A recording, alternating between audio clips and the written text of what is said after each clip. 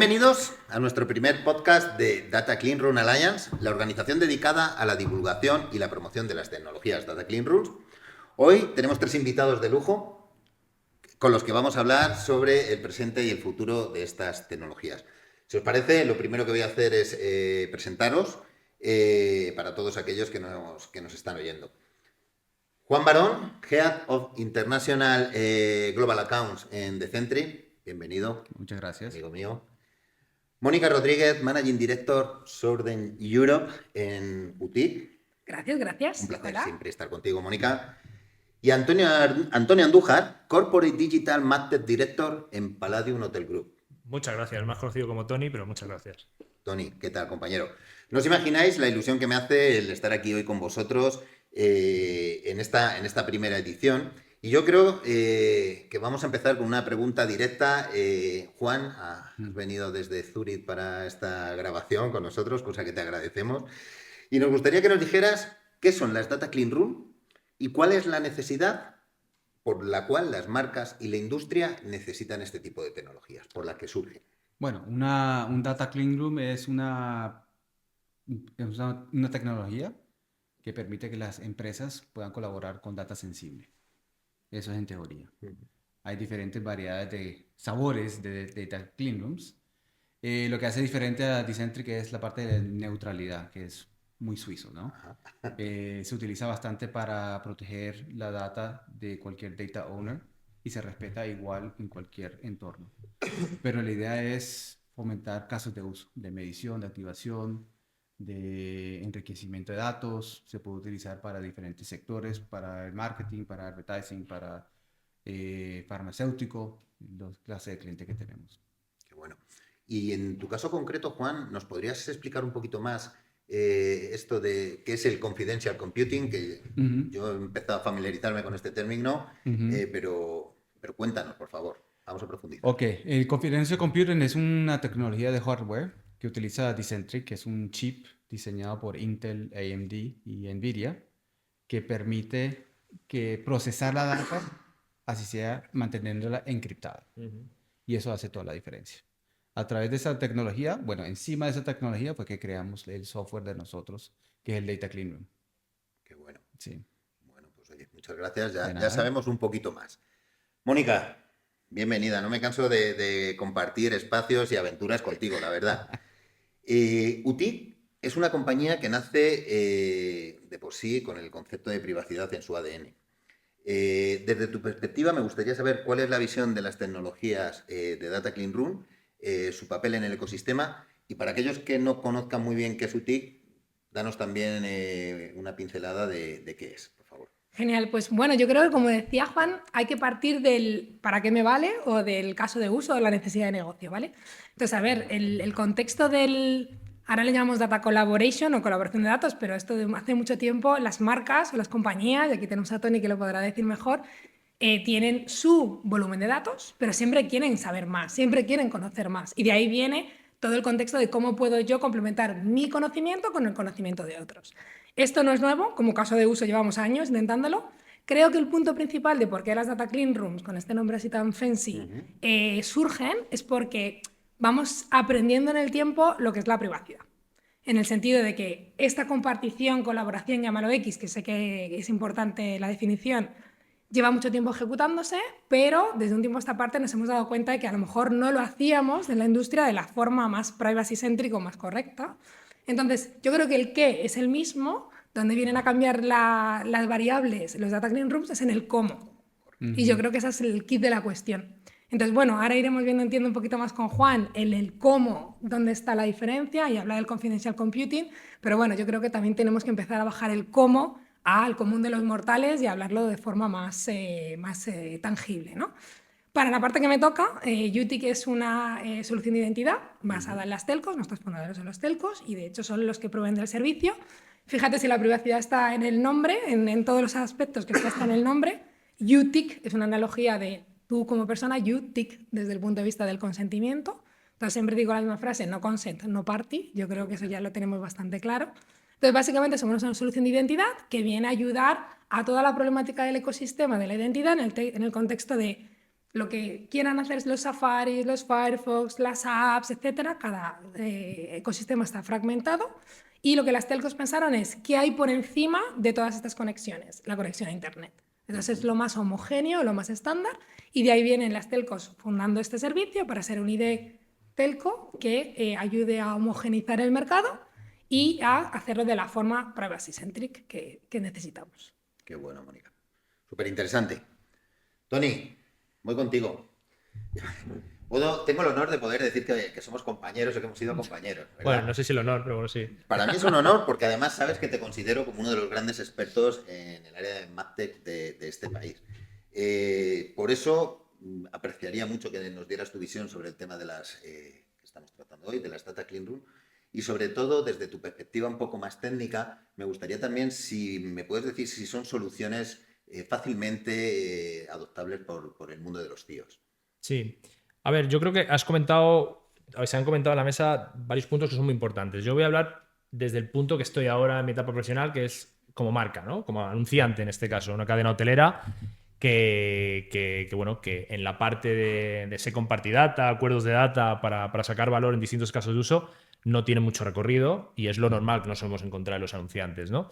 Entonces, ahí en primer lugar, la barrera que tenemos que vencer cuando se habla de las Data Clean Room es la parte, vamos a decir, más legal, que la tecnología facilita mucho la parte del data collaboration, la parte de la privacidad, incluso nuevos métodos de encriptación que dan mucha seguridad, pero la parte legal sigue estando. Y esa parte legal sigue estando ahí y es muy importante. Otro tema que hay que vencer es que cuando hablas con los CISOs de las compañías, con los responsables de ciberseguridad, tú al final les presentas el proyecto y ellos en la cabeza automáticamente viene intercambio de data, intercambio de data, intercambio de data. Y sacarles de ese mood es muy complicado. Lo que pasa es que la buena noticia es que todos los anunciantes estamos usando ya Data Clean Room. Sí que estamos usando Data Clean Rooms que no son soluciones independientes, sino las soluciones que nos ofrecen los Walled Garden principalmente, ¿no? O Gatekeepers, que le van cambiando el nombre. Meta, Google, Amazon, el producto de Amazon Marketing Cloud, es esto, es una Data Clean Room. Entonces, la mayoría de anunciantes lo estamos usando, pero muchas veces de forma casi inconsciente, y en esa área los CISOs es como que, bueno, es una parte de publicidad, la parte de marketing digital, es una parte que la asimilan más a lo que se hacía cuando es una Data Clean Room. Entonces, yo creo que a nivel de data, a nivel de trabajar nuestros proyectos de data, la mayoría de anunciantes a día de hoy, año 2025, estamos muy sofisticados, con lo cual la adopción de una Data Clean Room no debería ser algo complicado, ¿vale? Lo que pasa es que aquí han ido entrando distintos modelos, como el modelo de las Gatekeepers o los Walled Gardens, o incluso soluciones de Data Warehouse o soluciones de Customer Data Platform que ofrecen módulos que también facilitan este tipo de cosas. Pero yo creo que es romper esas dos barreras. La parte legal, que sigue estando ese acuerdo de ese compartir data, y después que los CISOs entiendan que es una opción como la que se está utilizando en publicidad, pero que añade incluso mayores capas de seguridad que las que te puede dar Google, Meta o Amazon con estas soluciones más sofisticadas de encriptado físico, incluso con la parte de esa parte del chip, ¿no? Entonces, yo creo que estamos en muy buen camino. Qué bueno. Juan, has comentado antes sobre algunas casuísticas y clientes con los que tenéis acercamientos, pero ¿nos podrías profundizar y contarnos algunos casos de uso que se estén llevando ya a cabo de Data Clean Room y qué está aportando esto a las compañías?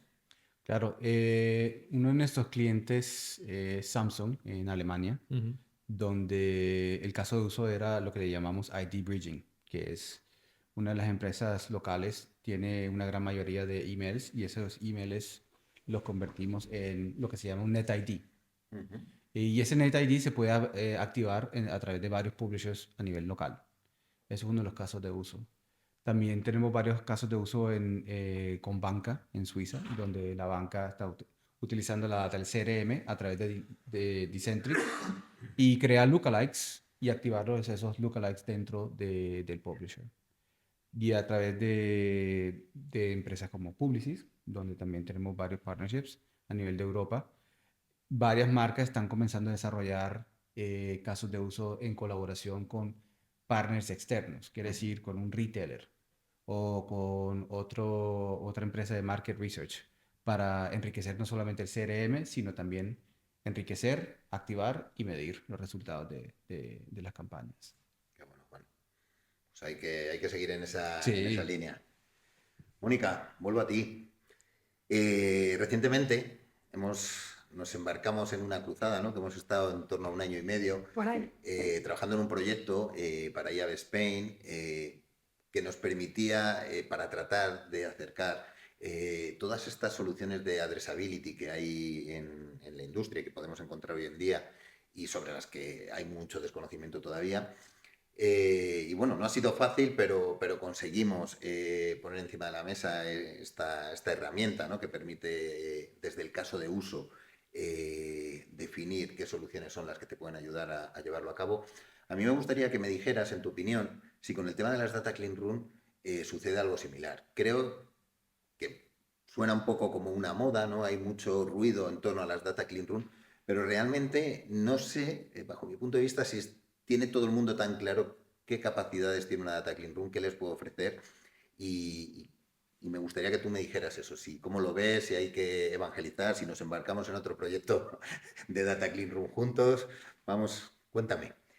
Si lo tienen claro, la respuesta seguro que es no. O sea, eso está clarísimo. Tampoco creo que nos hacemos un flaco favor en la industria poniéndole los nombres estos fancy de Data Clean Room, Data Collaboration, no ayudan. Yo creo que al CISO y al DPO no le ayudan. El búnker, correcto, Tenant. son muy sexys desde el punto de vista marketingiano, pero yo creo que ahí tenemos que hacer un trabajo mejor y nos pasa en la parte de addressability y creo que pasa en Data Clean Room igual. Y entonces, de la mano de eso, y además creo que voy a hacer un hincapié, que esto va a ser como un revival de 10 años atrás, que es algo similar a lo que pasaba con los DMPs, acordaos. El famoso DMP, Data Management Platform. Siempre decía que el DMP, por esa nomenclatura, podría ser desde una macroinfraestructura de sistemas pasando por la agenda del móvil. Porque Data Management Platform, cualquier cosa que maneje datos, podía ser un DMP. Sí. Y luego realmente, pues luego sabíamos, a través de la experiencia, y de muchos RFPs y de muchos tropiezos y de muchos intentones, se ha ido viendo lo que realmente era y lo que no era. Entonces yo creo que el punto principal con los Data Clean Rooms, punto uno, creo que hay un poco de hype y eso lo aprovecha siempre la industria. Y entonces has mencionado CDP, ya podríamos entrar también en ese hype. Entonces yo creo que hay muchos vendors que se van a autoadjudicar esa nomenclatura de Data Clean Room, que yo creo que los expertos del mundo, y a lo mejor te lo llevo a meternos, a embarcarnos en ese nuevo proyecto, hay que ayudar a esclarecer qué es y qué no es, o poner unos parámetros mínimos para ver qué le llamamos, de la misma manera que el DMP, la agenda del móvil, no podía cumplir requisitos. Correcto. Pues cuáles son los requisitos para ser un Data Clean Room. Y eso puede ayudar a dar criterio. Entonces yo sí que abogaría por hacer algo así en esos términos, en general, para que un decisor de compra entienda qué está comparando, peras con peras, de cara a una RFP, de cara a cualquier tipo de concurso. Otro punto importante, y ahí me lo llevo a lo que ha dicho Tony. Vale, ¿la necesidad de negocio existe? Sí. Si ayudamos al de negocio, al buyer, a tener criterio, fenomenal. Pero si nos encontramos o empieza a encontrarse este señor o quien sea en el mundo de los vendors de Data Clean Rooms en un montón de RFPs que luego al fin y al cabo no se van a poder implantar porque el de seguridad o el de data o el de privacidad no va a poder ponerlo en marcha, no lo va a impedir, tampoco estamos haciendo un favor al ecosistema. Entonces, uno, criterio que es de CR que no lo es. Dos, ¿cómo podemos bajar? Y vuelvo al punto inicial que decía que en el cómo creo que está la clave, a un lenguaje de DPO que ocurre dentro de ese ecosistema, de ese sistema. Estaba comentando Tony, esto ya lo hacemos cuando hacemos el Customer Match con Amazon. Igual, aunque sea un revival, me lo llevo al DMP. Yo me acuerdo cuando llevábamos esas tecnologías, tú te ibas a alguien de privacidad, un DPO equivalente, y decían, yo sé que hacen algo con Google Analytics y que lo activa la agencia, pero eso no es cosa mía, eso no son mis datos. En el momento que lo metes en un DMP, que es una infraestructura interna, ahí cambia la peli. Y ahí yo creo que es donde los DCRs también cambian mucho la peli. Claro, en el momento que tú hablas de que alguien de publicidad que está por ahí sentado en no sé dónde manda un fichero a no sé cuantitos, parece que no existe y que no está en tu negociado. Dicho esto, creo que ya hay bastantes DPOs que paran el Customer Match en muchos clientes. Sí. Ojo, ya empiezan a ser más conscientes. Y eso está subiendo también. Correcto, ya empiezan a ser más conscientes. Pero el punto es cuando internalizas algo, lo own it, como dirían los ingleses, ¿no? Lo posees, es propiedad tuya y es tu responsabilidad. Y entonces ahí donde hay pros and cons. Entonces los DCRs pueden ayudar porque aumenta el conocimiento interno. En cuanto rascas ahí o traes algo muy mascado para que el de seguridad, hablando en su lenguaje, entienda esto que pasa, dónde pasa y por qué pasa y dónde están los riesgos. De toda tecnología hay un riesgo. Pregunta cuál es el riesgo-beneficio. Y en el ámbito de la privacidad lo mismo, porque a día de hoy lo primero que te va a preguntar un DPO es, ¿pero esto está cubierto mis consentimientos a día de hoy o los tengo que cambiar? Y si los tengo que cambiar, no pasa nada. Se cambian consentimientos todos los días, no es el fin del mundo. Pero hay que entender cuál es la finalidad, cómo lo tengo que cambiar y sí ponerlo en marcha. Entonces, a un DPO, si no le aproximas en cuál es el procesamiento de los datos que hay, qué tipo de datos se procesan y para qué finalidad, que es tan básico como esos 3 puntos, no, lo pierdes por el camino. Y si venimos con el confidential computing y no hemos tocado estos 3 puntos, el DPO te va a decir que no. Entonces yo creo que lo primero es back to basics, en plan, que dónde están los límites de lo que es un DCR y lo que no, para que el buyer tenga capacidad de criterio, y hacer una guía, llámalo X, tool, ya lo veremos, para que el DPO entienda qué se hace, qué finalidades, y en base a eso si tiene que cambiar cosas, y el de seguridad entienda dónde se alojan y cómo la información y qué nivel de seguridad puede tener. Y con eso podríamos desbloquear, no todos los proyectos, seguro, pero muchos proyectos. Perfecto, Mónica. Qué bueno. O sea, no dejo de aprender con vosotros. Tony, al hilo de lo que acaba de comentar Mónica, creo que hay, bueno, ya ha salido en la mesa, ¿no? Distintas tipologías de Data Clean Room, ¿no? Y esto es algo que va a seguir creciendo. Bajo tu punto de vista, ¿cómo podríamos ordenar las distintas clean room que podemos encontrar en el mercado? A ver, en primer lugar, lo que os voy a dar es mi opinión. Es decir, estamos hablando de una industria jovencísima y hacer clasificaciones es complicado todavía porque están saliendo aspectos y cosas nuevas. De hecho, pasa con las Customer Data Platform todavía, que no nos ponemos de acuerdo en cómo clasificarles. Y aquí el problema es que no está la Real Academia Española, la Real Academia Francesa o lo que sea, que lo defina bien, ¿no? Pero dicho esto, yo creo que hay la tendencia clarísima de esos Wallet Gardens, esos sitios que tienen un montón de usuarios y que los anunciantes nos acercamos a hacer publicidad, que clarísimamente tienen ese entorno de Data Clean Room para que tú puedas intercambiar tu first party data y encontrar esas audiencias. Ese es el primer punto muy claro. Después eso sí es un Data Clean Room. Para algún caso de uso, desde mi punto de vista, podríamos discutirlo, ¿vale? Pero desde el punto de vista de los anunciantes es como un acercamiento. ¿Ves por qué ¿vale? hay que categorizarlo? Claro, de pero... hecho, Google comenta que fue la primera con Google Data Hub, la primera clean room, ¿no? Claro, Google Data Hub, después está Amazon Marketing Cloud. No hablo del Customer Match clásico, hablo más de usar ese tipo de herramientas para modelos de atribución, Marketing Mix Modeling, es decir, ese tipo de más cosas, pero bueno, son al final esos Wallet Garden que te dan acercamiento, ¿no? En segundo punto tenemos los grandes proveedores de identidad, un LiveRamp que ha sacado Safe Haven y otros ejemplos, que aprovechando su reach o su escala de identidad con ese identificador que tienen muchas veces a base de emails hasheados o de emails encriptados de alguna forma, pues aprovechan también esas capacidades de ofrecer a anunciantes y medios esa posibilidad de hacer proyectos de Data Clean Room. Hay una tercera vía que también es muy interesante y que entra mucho en lo que has dicho, Mónica, de el control del dato. Porque aquí no nos equivoquemos que también hay las plataformas y en las compañías hay también una especie de guerra pacífica, no os penséis nada, pero una especie de guerra pacífica de quién controla el dato. Y aquí hay un actor muy importante que son los Data Warehouse, que son los Cloud Data Warehouse, Google BigQuery, Snowflake, Redshift de Amazon o cualquiera de estos. Tienen mucho que decir porque es normalmente el sitio donde se centralizan los datos. Y sobre todo en este punto Snowflake, que tiene mucha participación de Salesforce y sabe mucho de publicidad, está haciendo una carrera muy fuerte y apostando también mucho por generar funcionalidades asociadas y típicas de los Data Clean Room. Y después, por supuesto, tenemos las soluciones, vamos a decir, independientes, que nacen para dar respuesta a estos casos de uso típicos de Data Clean Room, que hay distintas y encima se están añadiendo esas capas extra que a los CISOs les empiezan a sonar mejor con, vamos a decir, una parte criptográfica, una parte de seguridad de mucho valor añadido, ¿no? Que es precisamente lo que has comentado. Me cuesta mucho que los casos de uso que has dicho de banca, con las soluciones de Data Clean Room de hace 2 años, 3 años, seguramente no hubieran entrado ninguno.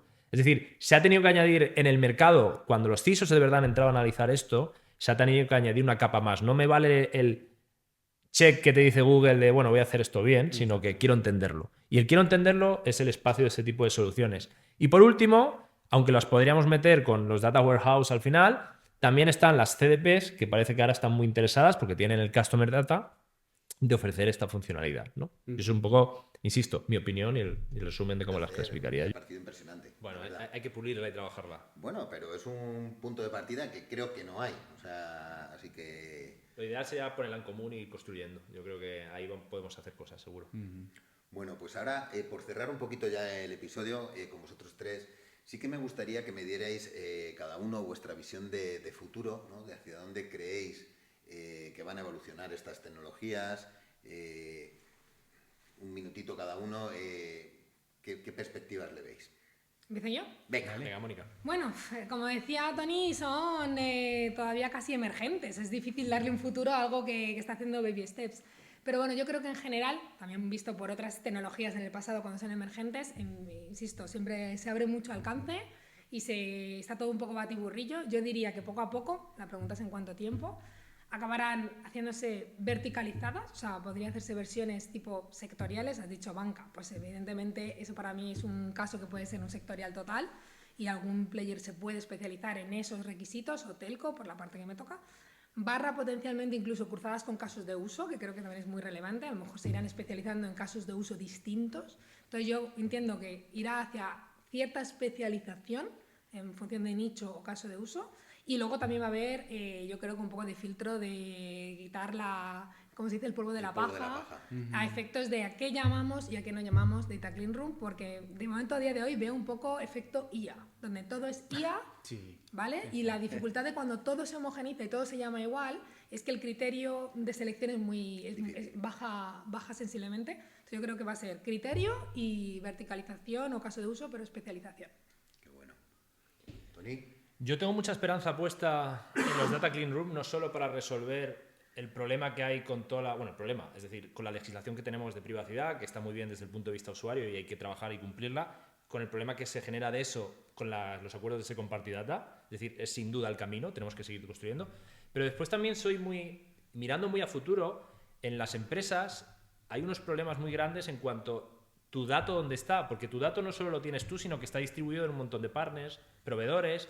Y los problemas que tenemos de ciberseguridad muchas veces, a lo mejor en la empresa lo tienes tú muy controlado, pero hay un partner tuyo que tiene una vulnerabilidad y expone todos tus datos que al final son los mismos datos. Entonces yo creo que también se abre, gracias a la tecnología de Data Clean Room, se puede abrir una nueva forma de trabajar con datos compartidos en plataformas transaccionales sin necesidad de exponer la cantidad de información y de datos que se exponen ahora. Es decir, una especie de federación donde al final tú tienes un link entre datos que está totalmente encriptado y privado, por si tienes a un partner que tiene un ataque, no de repente se les pongan toda la información y tengan capacidad de cruzar todo eso.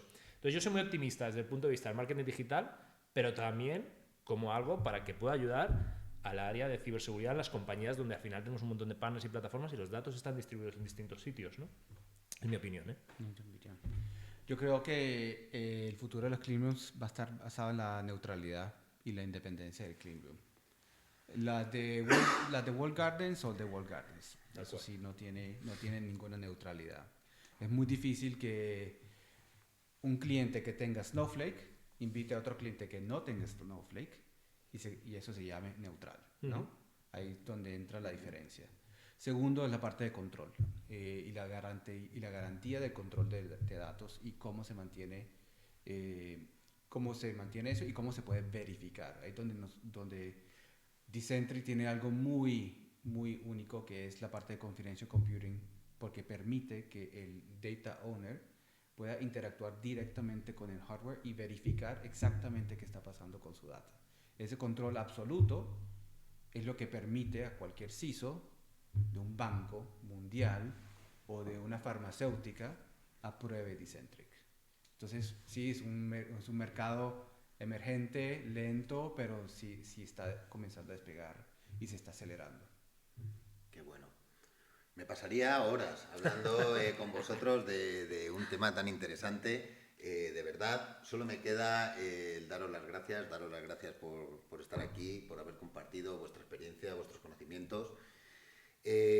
A todos los oyentes también daros las gracias por escucharnos y seguirnos en esta primera sesión de SMIL, like a data clean room.